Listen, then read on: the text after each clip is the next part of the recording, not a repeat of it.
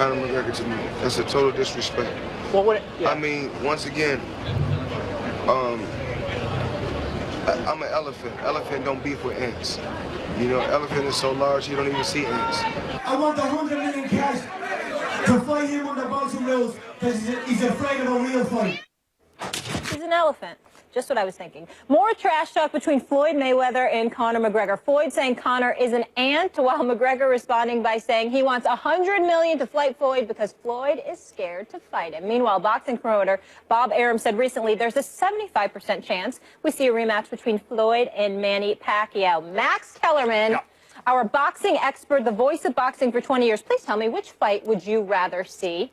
McGregor versus Mayweather or Mayweather-Pacquiao rematch? This again is a dilemma. Two bad options. No. At least that's what my mouth says. Options. My mouth says two bad options, and I would like to stump for that. But the reality is my wallet would say, if I were a fan and not in the industry, that if either event were to take place, of course, I would buy it. And that's why the economics drive it, and people's wallets really speak louder than their mouths. At least Pacquiao has a chance to win. Not a great one. Mayweather should win again. But at least he has a chance. Conor McGregor in a boxing ring has no chance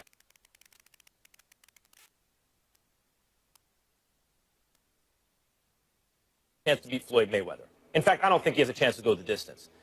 Floyd Mayweather in an octagon, let me be very clear, has no chance to beat Conor McGregor. And he certainly wouldn't go the distance. Neither guy, because they're two different sports. The best Australian rules rugby, football team in the world is not going to beat the Patriots at football, nor would the Patriots beat them at rugby. They're two different sports, even if they share some things in common.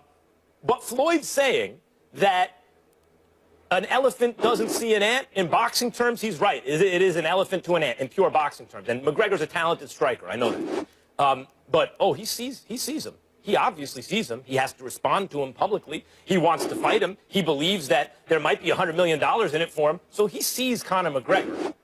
But Conor McGregor has no chance against Floyd in a boxing ring. Well, we agree there. He has no shot against Floyd in the boxing ring. Floyd is a magician in the boxing ring. He would pick him apart.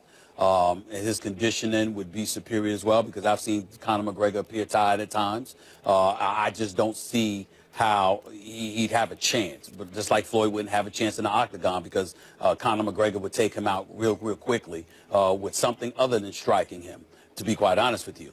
Having said all of that, I will say this. Once upon a time, I thought this was just a disgrace to boxing. If Floyd, he owes it to boxing not to give this guy a chance. I've rethought that somewhat. Here's why. A, I saw James Toney get into the octagon. I've seen Brock Lesnar go from wrestling to get into the octagon. I've seen other folks try it at MMA.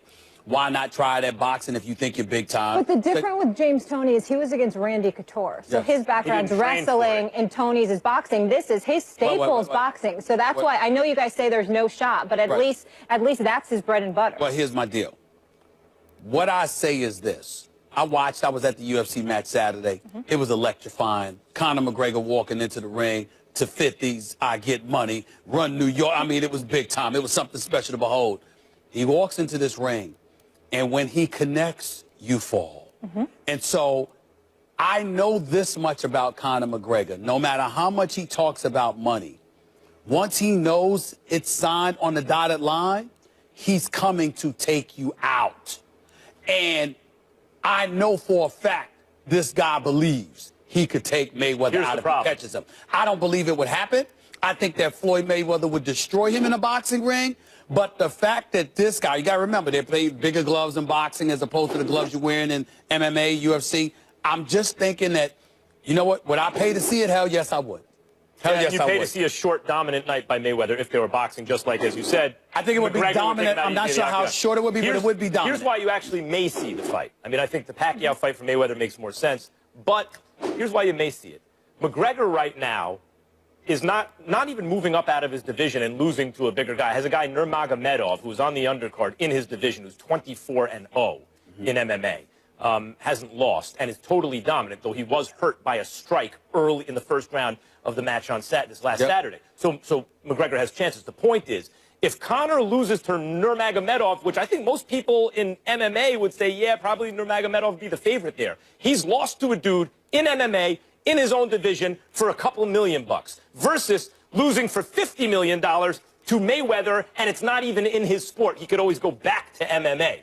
The risk-reward makes much more sense to fight a guy like Mayweather in boxing than Nurmagomedov in the octagon. Well, I agree with you, yeah, but at the end, in closing, I just think that let's understand that some people in those respective positions would be talking just so they could get the money.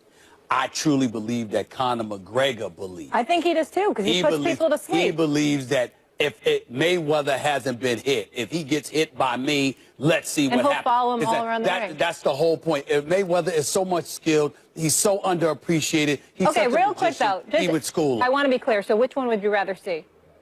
Me personally. First McGregor? Me personally, I'm torn. Okay, you? Pacquiao is not a great choice, but Pacquiao at least has a chance to win. McGregor has no chance. All day. I'm just saying with the way, I mean, the theater behind it all. I mean, to see after you saw Floyd after and you McGregor saw it, you were together, sold. Yeah. sitting there pumping the fight. The promotion of the fight, McGregor and you know what? Floyd. The fight would be Pacquiao Mayweather. The promotion of the fight would be McGregor Mayweather all day. Okay? Coming up next, the Sooner walks away from the program and his defensive coordinator isn't happy about it, but whose side are the guys on? Also, later in the show, Billy Bob Thornton will join us to preview Bad Santa 2. I'm all about the birth of Christmas. Wise guys kicked him out of the hotel. A drummer that didn't have to give him some perfume. And King Midas, or one of them, threatened to cut the kid in half, turn him into gold. But see, it's a heavy deal for me. Enter the First Take, Your Take viewer contest. Debate Stephen A. and Max right here. Just upload a video to firsttakeyourtake.com with original sports debate, 1 minute long. We're going to select 2 winners on Wednesday. Get to work. Here's a few of our latest. LeBron's associates being referred to by Phil Jackson as a posse. Does he need to be shamed and apologize? Negative.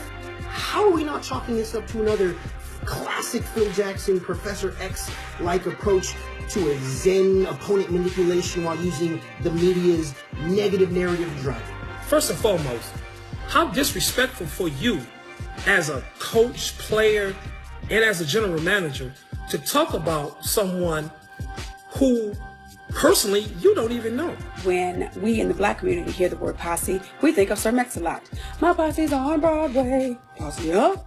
But seriously, I definitely understand where LeBron was coming from, because this isn't the first time that he has referred to them as a posse. I love him again. 2 days in a row. I like it. The first one was negative. Negative? He killed it. That's the best thing I've seen on TV in like a month. That was Those hilarious. were solid. That was.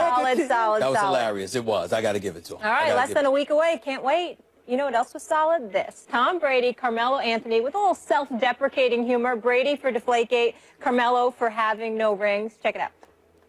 Week of Greatness brought it again for the 5th year. How is it possible it keeps getting better even after all these years? Kind of makes you wonder what Foot Locker's up to. You know, that's an unfortunate mindset you got there. Tom Brady. Just because something's great year after year doesn't mean anything's going on. Why can't some things just be great? Just a question. It starts with questions, and then questions turn into assumptions, and then assumptions turn into vacations.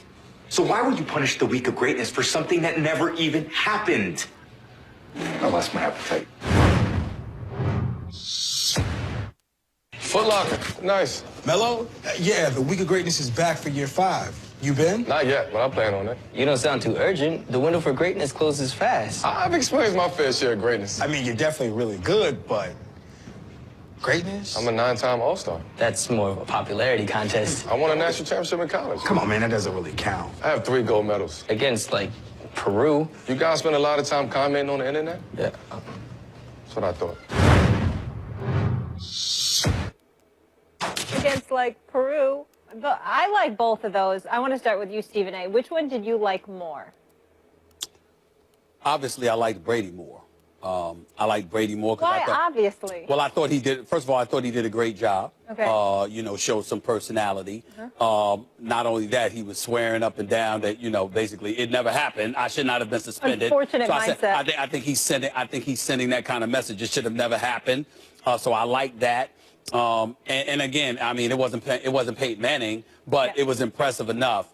But the reason why I like Brady more, unfortunately, is because I didn't like the Carmelo commercial at all. I thought it was a good commercial. I thought it was a good job. Oh, is this because of the Knicks? Well, Is this because listen. this is personal? Come on. Well, first of all, it's personal for me because I got a lot of love. I got him. I got a lot of love for Carmelo Anthony. I really, really do. I mean, I'm dead serious. I'm not joking. I got a lot of love for Carmelo Anthony. I've known him for 13 years, at least. And he's never been in a conference finals. But one time with Denver, he's never been to an NBA finals.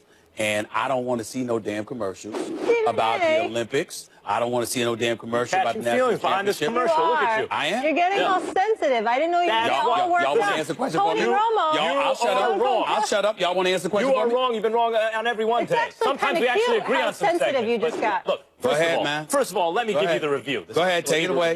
Take it away. Number one, those were very well-written commercials. Okay. They were poorly executed. Come on. Sorry, they were written well, but ultimately you're not laughing at them. And if they were executed correctly, you'd actually laugh out loud. No, don't tell me that. Anyway, that's number one. Number two, Brady was the better performer. He performed his role better than Carmelo, who looked stiffer and less natural. However, Carmelo had the better commercial. Why? Because the conceit of Brady's commercial is, as you said, that he didn't do it. That's not as funny. That's not really poking fun at yourself. The conceit of Carmelo's commercial is that he hasn't been in a conference finals, that he hasn't won any championships, that the fans really are saying about him, maybe you're not great. And now he's going back at them saying, get a life, but it's going right to the heart of the issue, whereas Brady's is skirting the issue. It's not like the guys come into the diner talking about, yo, Brady deflated those footballs. They come in talking about something else, and Brady's obsessed with proving his innocence. That's presuming he's innocent.